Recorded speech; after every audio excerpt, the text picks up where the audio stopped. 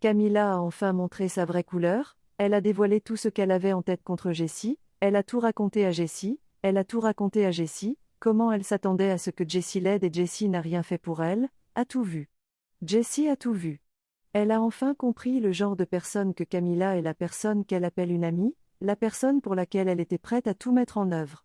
Elle a réalisé à quel point elle peut être mortelle. Alors les gars, bienvenue dans le dernier épisode de What We Do for Money for the Love of Money. Les gars, allons-y et découvrez tous les mystères pour faire la lumière sur tous les secrets cachés. Les sombres secrets de cet épisode de cette série arrivent, les gars, mais si vous n'avez pas aimé notre chaîne, veuillez le faire en appuyant sur le bouton j'aime et si vous n'êtes pas abonné, nous vous implorons également de vous abonner à notre chaîne et donc les gars, allons-y. Zayn a dit à Harriet de partir immédiatement après le départ de Jessie. Elle s'est sentie bien, nous pouvons continuer là où nous nous arrêtons, et nous peut continuer mais elle ne s'attendait pas à ce qu'elle a obtenu de Zan.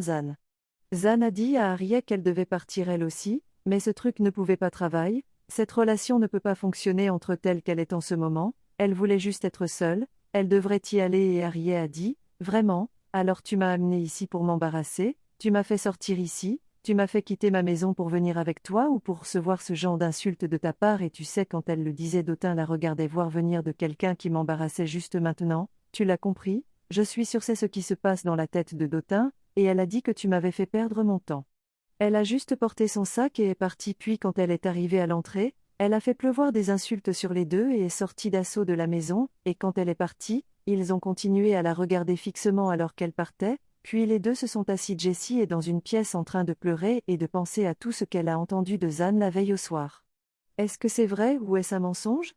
Elle a pris son téléphone pour vérifier si Zé allait l'appeler mais non, aucun appel de Zayn, elle a laissé tomber son téléphone et elle s'est mise à pleurer, elle pleurait sérieusement que non, cela ne peut pas être la fin de la relation. Non, en pleurant, elle s'est endormie et tout d'un coup son téléphone a sonné et elle s'est levée pour savoir pourquoi ce téléphone était erroné, afin de savoir s'il s'agissait d'un appel ou de message et elle a découvert qu'il s'agissait de message et elle a décidé d'aller vérifier ce que c'était et quand elle a vérifié, elle a été choquée au point qu'elle a dû crier et elle a crié à haute voix, pleuré et crié en même temps. Qui a fait ça?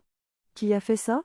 Je suis toujours en train d'essayer de me consoler et cela se reproduit encore et elle a vu la vidéo de l'événement qui s'est passé entre elle et Zan et Harry. Elle est restée dans l'appartement de Dotin et elle a été choquée de savoir qui aurait fait ça, alors elle regardait et pleurait sérieusement, elle pleurait.